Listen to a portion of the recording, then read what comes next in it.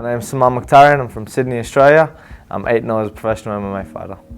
I've always been interested in the sport. I started watching MMA and the UFC from The Ultimate Fighter 1, coincidentally.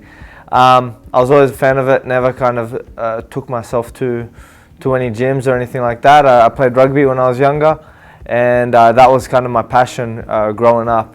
And then I got into the sport through my brother. You know, I had a lot of friends that trained mixed martial arts at gyms in Sydney. My brother had a few problems, and he was having a rough time, and he wanted to prove me wrong by saying he could become a fighter. I doubted him, and look where we are now. I took him to his first gym, you know, to try and put him into his place, and he was motivated to prove me wrong, and he did. And his motivation into the sport kind of motivated me to get into it. You know, I seen him, you know, fix himself up. I seen him rebuild himself and rebuild his character, and you know, now become a good father, a good man, and a good older brother.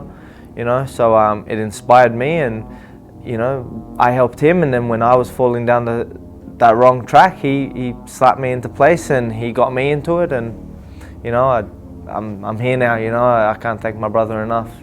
So my brother started training in jiu-jitsu, and when he started training in jiu-jitsu, I tried it out with him for like a month. But me being an 18-year-old kid and wanting to party and go out and get girls, and you know, getting caught up in that life at that age, I did. And I think it been about a year and a half, 2 years before I started really training. He went off to Thailand and started training and making like a real crack at things, you know, even as an amateur. And I was like, yeah, you know, he's doing well for himself, he's doing good. But at the time I thought, you know, nah, it's not for me. I wanted to fight, but I didn't want to train, you know. That was the type of kid that I was. And then he came back, and he wanted to have his first amateur MMA fight. He wanted to have his first MMA fight, and we had no idea what we were doing. We had no coaches, no nothing. So I jumped on the internet, and I started like messaging around and going on Facebook pages and Twitter and stuff like that. And eventually one promoter messaged back and said, hey, do you guys want to fight? We flew ourselves there, didn't get paid. It was professional rules, and you know, just inexperienced. We went there and had no idea. It was my brother's first fight. It was his opponent's like 7th or 8th fight. My brother went in there, finished him in the first round, and it kind of like excited me. You know, I cornered my brother, and I had no idea anything about MMA, you know, but the excitement kind of got me. And on the plane ride back home, we spoke about it, and being two kids with no experience, he opened his mouth and said he wanted to open a gym. You know, and again I turned around and said, you know, we know nothing. We're two white belts in jiu-jitsu. Like, I haven't even really started my journey. I've done probably a month or 2 months of training.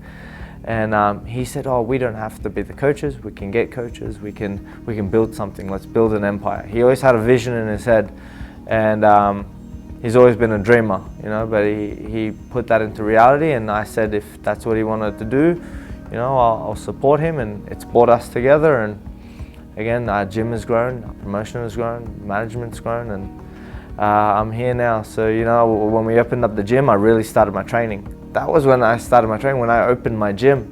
I did it as a business at the start, and then thought, hey, you know, I might as well just give it a crack. A month or 2 months into the gym being open, a promoter had messaged looking for my brother, but my brother had already gone to Thailand for like a little quick trip, because he was bringing material back for our gym, bags and stuff like that. He thought it would be cheaper if he goes there and gets it.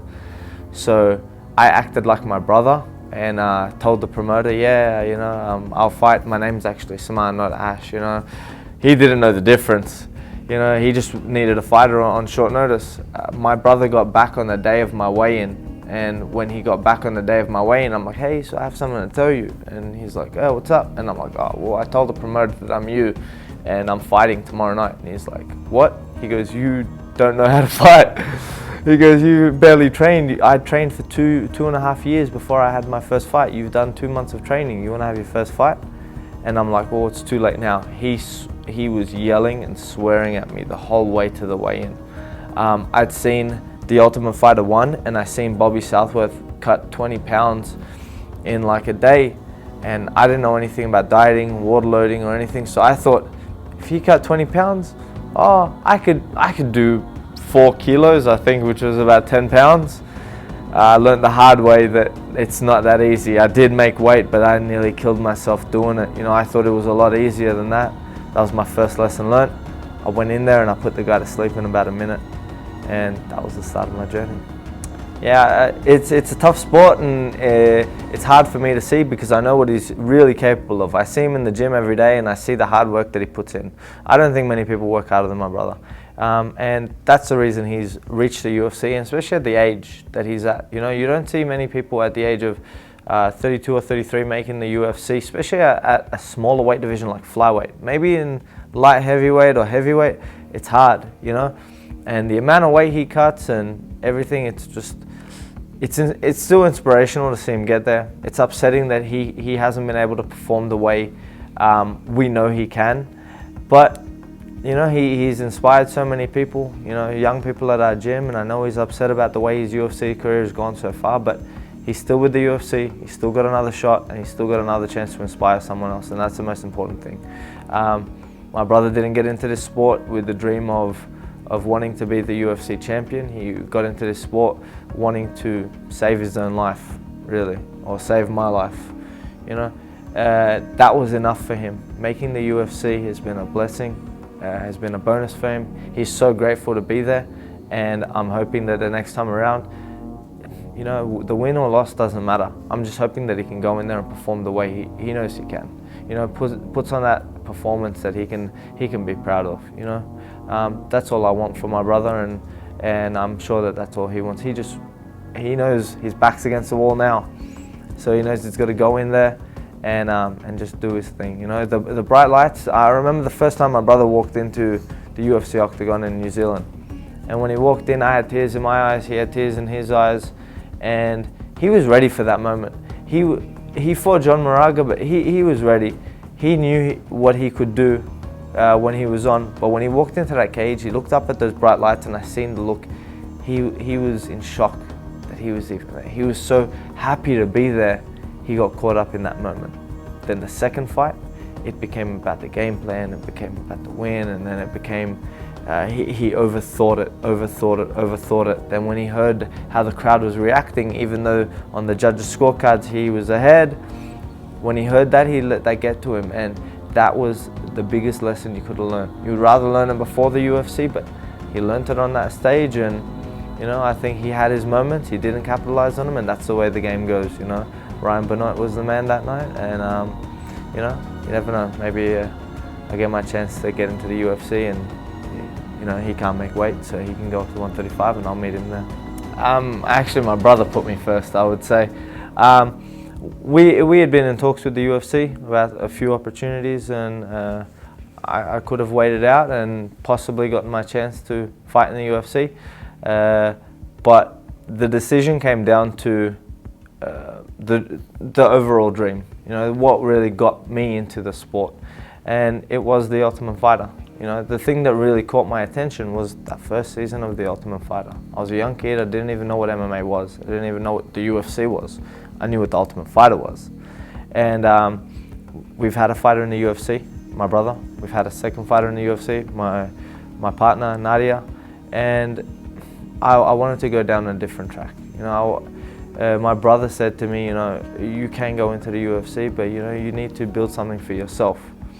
We've gotten our fighters into the UFC through management and through our gym, and now it's just another avenue for us, you know, and that's what this is all about. It's about building character and about building another part of the dream, you know, saying that we lived it. If I live this dream, I'm living it for my brother and everyone else around me. When my brother enters the octagon, it's not just him, it's everyone around us as well. So I'm experiencing something else that one day I'm hoping one of the fighters I manage or coach, I can coach him through the same experience. The best lesson learned is the lesson that best lesson you can teach someone is the best lesson you've learnt yourself. So I really wanted to come out here, and trust me, I've learned a lot about myself being here. I've learned about ups and downs. I've learned more than fighting. I've learned personal things. You know, just getting up in the morning, making sure my schedule is exactly the same. You know, I get up at the same time, I make my own breakfast. Every night I come back and I clean my own clothes, I make sure my own dishes are washed, I'm taking out the trash, and whether it's on my team or the other team, you know, helping each other out in the kitchen.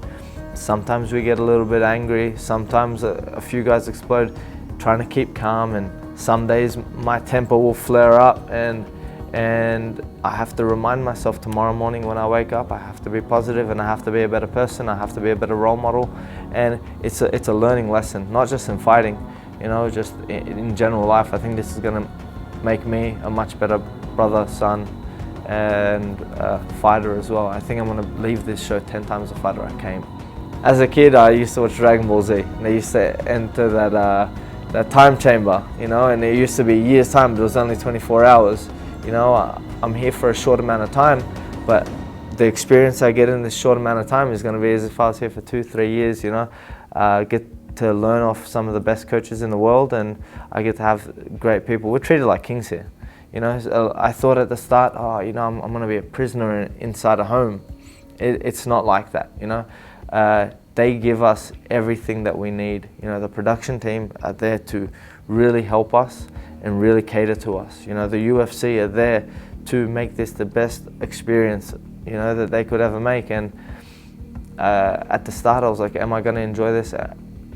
Am I going to be able to live with 16 other fighters? Am I going to be able to live with these guys that I'm possibly competing against? But I don't even think about that anymore. I just think about the good things that I'm blessed with. Like, I'm in a mansion all day, you know, I get whatever food I need whatever medical treatment I need, I get good training every single day. You know, I've got people that care about me just as much here as I do at home, you know.